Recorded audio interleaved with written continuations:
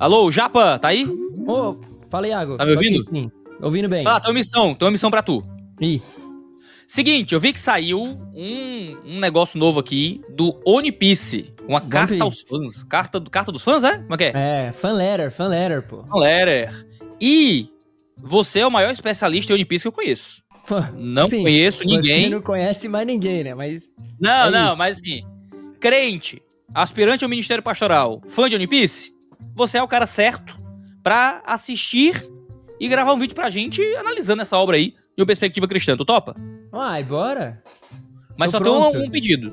Ah. Não pode chorar. Pô. Você não pode chorar, não. Tem que assistir sem chorar. Consegue? Ai, vou tentar, vou me esforçar. Tá bom. Beleza. Eu não sei se Pois estou ansioso aí pra assistir sua análise. Tá bom, pode deixar, vou mandar já pra você. Valeu. Eu sou Matheus Japa e nada mais justo que no primeiro vídeo que eu faço aqui pro canal seja sobre a maior obra de todos os tempos, One Piece. E vídeo de hoje, análise de One Piece, uma carta dos fãs, né? Enfim, eu não faço ideia do que esperar, eu só sei que assim, gente, é One Piece. Não tem como, é One Piece.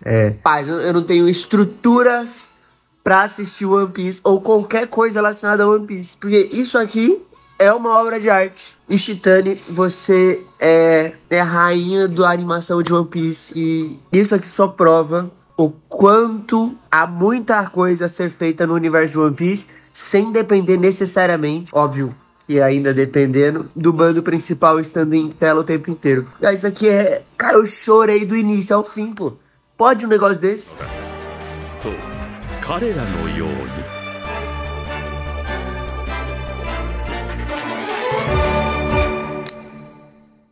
Certamente ninguém esperava por esta obra lançada em comemoração aos 25 anos de One Piece. Olha só, quem diria também, inclusive, que One Piece, o anime, faria 25 anos, fora o mangá que já tem toda a duração que tem. A questão é que, de repente, quando ninguém esperava, surge no universo criado por Eiichiro Oda uma obra spin-off dirigida e feita por Megumi Ishitani, que pra quem acompanha já os animes, os episódios mais recentes, dispensa qualquer tipo de apresentação, porque é uma extrema conhecedora da obra, uma hábil diretora e aqui não é diferente. O que ela faz é algo lendário, eu diria. Este curta, inclusive, é uma adaptação de uma light novel escrita por Tomohito Osaki, que inclusive vale muito a pena a leitura caso você consiga adquirir este volume. Ambientado então no universo de One Piece, nós somos colocados num momento específico e emblemático onde os Chapéus de Palha se separam e passam 2 anos afastados um do outro, onde acontece a guerra de Marineford, toda a tentativa do Luffy de resgatar o seu irmão e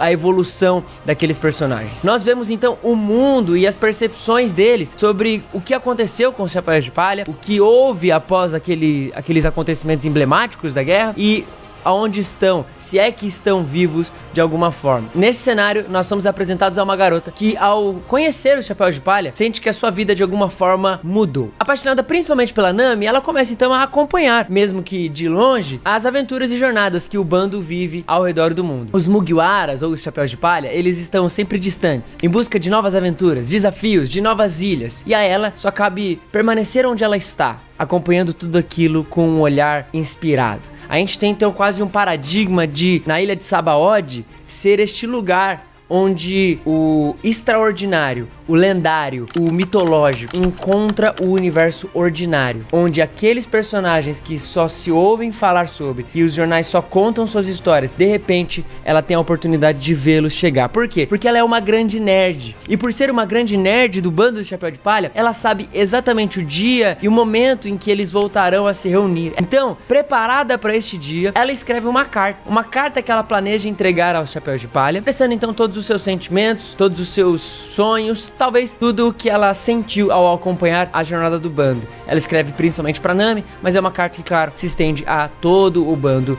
dos Chapéus de Palha. A jornada dela, então, dentro desse curta, é correr atrás do bando, tentar encontrá-los para entregar a pequena carta que ela escreveu com tanto carinho. Nesse meio termo, nós conhecemos outros personagens que, de formas diferentes também, foram impactados pelo bando do Chapéu de Palha. Temos, por exemplo, a menina da livraria, que é apaixonada pelo Brook e as suas músicas, ou o irmão mais velho, filho dos verdureiros, que é um marinheiro, participou da guerra de Marineford e lá foi impactado pela pessoa do Luffy ao tentar salvar o seu irmão, e ele então se inspira pra gerenciar e se relacionar melhor com o seu próprio irmão. Esses 3 personagens em si, então, a pequena garota, a moça da livraria e os filhos dos verdureiros, eles não se conhecem, mas dividem a mesma admiração ao bando que é distante. A admiração, portanto, parece ser o fio condutor que une todas essas narrativas e conduz esse curto episódio. Para a nossa protagonista, que inclusive não recebe um nome, a Nami então é quase como uma inspiração, um modelo que ela tenta emular para a sua própria vida, para a sua própria realidade, mediante os desafios que aparecem. 違う。ナミは私の人生を変えてくれた。私には悪魔の実の能力もあんたみたいな筋肉もない。力が全てのこの時代で力のない私は一生自由には生きられないってずっと思ってた。ナミはそんな私にも冒険ができるかもって可能性を見せてくれる大切な人だから応援したい。 Essa admiração que conduz os personagens acaba colocando os Chapéus de Palha num lugar de lenda, de mito, de algo muito além do ordinário. Isso serve de motivação e inspiração para que cada um desses 3, à sua maneira, consiga lidar com os desafios e com as tensões que a realidade do ordinário pode apresentar para sua vida. É quase como se Ishitani pensasse One Piece como um escapismo, algo que aqueles personagens, ao olhar, conseguem escapar por um breve momento da realidade ordinária para que possam se inspirar e assim trazer e retornar para a realidade com lições, com virtudes ou, enfim, com ferramentas para enfrentar melhor os monstros que tem na sua vida cotidiana. E aí tá o paralelo legal, porque isso, de certa forma, é o que nós fazemos com a própria obra. Embora a narrativa ela seja um tanto simplista e não tenha nada muito de revolucionário no próprio roteiro do curta aqui, é legal que Ishitani sabe, e por saber faz muito bem, ela sabe que nós, como telespectadores, estaremos carregando também todas as nossas emoções e conhecimentos sobre o bando. Toda essa jornada que tivemos ao longo dos anos, para que, ao apresentar esses personagens, estes sentimentos de inspiração e motivação, de enxergar o bando como algo lendário e mitológico, também seja uma realidade para nós. Então aqueles personagens servem como modelos dentro da própria obra. Afinal, nenhum deles recebe um nome especificamente. O que ela consegue fazer então é nos apresentar um espelho que reflete a nossa própria jornada ao acompanhar o bando distante. Espelho que talvez revele um sentimento que nunca foi propriamente elaborado antes de assistir o curta deles, por exemplo. Um desejo de, ao menos, podermos ver esses personagens e, assim como a nossa pequena garota, expressarmos todo o sentimento e expressarmos tudo o que pensamos e temos a respeito de One Piece, da obra, mas desse bando mitológico que há tanto tempo nos inspira e nos ajuda a enfrentar os nossos próprios monstros, batalhas e conhecer novas aventuras e ilhas. Esses personagens, eles são muito pequenos, a gente percebe isso em muito momento durante o curta. Mediante toda a grandeza daquele universo, eles são pequenas coisinhas e eles nos representam nisso. Eles nos representam vivendo naquela realidade cheia de perigo e lutas, mas mantendo aquela distância da qual nós também temos, e que nesta distância conseguem admirar de longe o bando que um dia os cativou. Os Chapéus de Palha aqui neste curta, eles não são o foco principal da obra, embora sejam extremamente influentes em como aqueles personagens se relacionam. Eles são quase como uma representação simbólica da obra como um todo. Uma lenda inalcançável, que, por exemplo, na nossa vida cotidiana, não é o principal, nós não estamos lembrando a cada momento, mas que inevitavelmente no nosso dia a dia acaba influenciando algumas das nossas atitudes. Nesse sentido, dentro do curta, é quase como se o bando inteiro representasse o próprio One Piece. A estrutura que Ishitani monta, então, já é considerando toda essa gama de sentimentos e afetividade que nós temos em relação à obra. Ao vermos, portanto, aquela pequena garota lutar tanto para tentar entregar a sua carta, nós não precisamos saber expressamente suas motivações, o porquê ela tenta fazer isso, ou até mesmo o conteúdo da carta, porque no fundo, nós já sabemos o que é. No fundo, nós já entendemos os motivos e no fundo,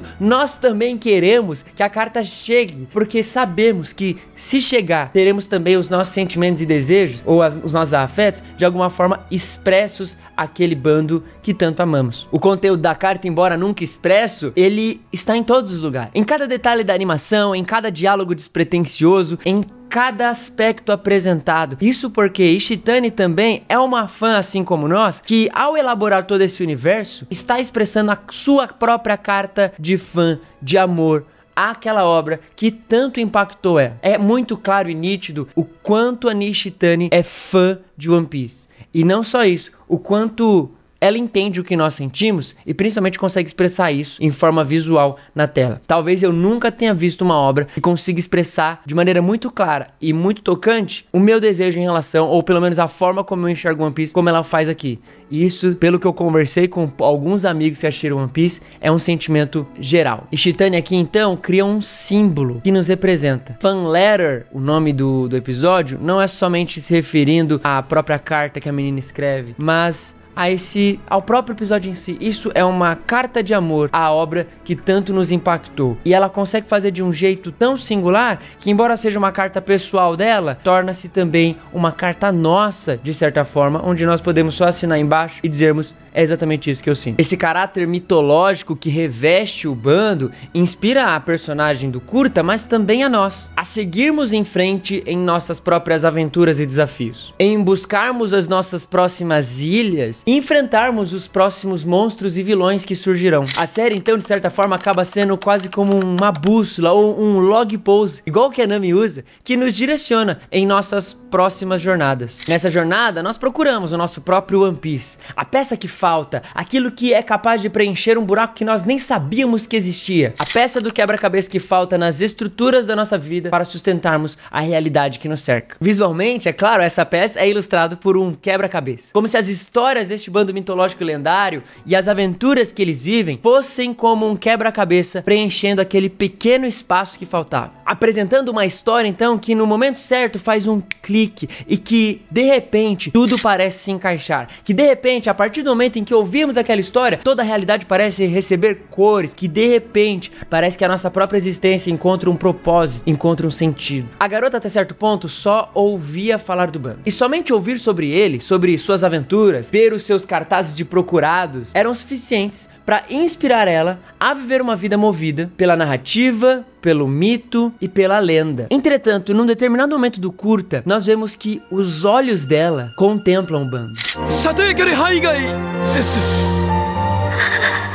Depois de muito correr, depois de muito tentar e só ouvir falar, num pequeno momento, ela os vê. E isso é muito maior do que ouvir falar. É o momento em que na ilha de Sabaody, o ordinário encontra-se com o extraordinário, em que as lendas, os mitos, aquilo que era grande demais, encontra-se com a realidade minúscula daquela pequena garota. E ali ela vê, ali ela os enxerga, é quase como se ela pudesse os tocar, e somente esse vislumbre, pequeno vislumbre, inspira ela ainda mais a continuar seguindo em frente. One Piece Fan Letter nos relembra que há uma narrativa que causa impacto, uma que por agora parece-nos distante. Nós a ouvimos, pensamos na sua grandiosidade e nos espantamos com a extraordinariedade. Semanalmente, somos relembrados com gotas de graça de que isso aconteceu. E essas histórias nos continuam movendo para frente. E não só isso. Um dia, com certeza, os nossos olhos contemplarão aquilo que agora nós só ouvimos falar. One Piece Fan Letter é talvez a obra mais emotiva,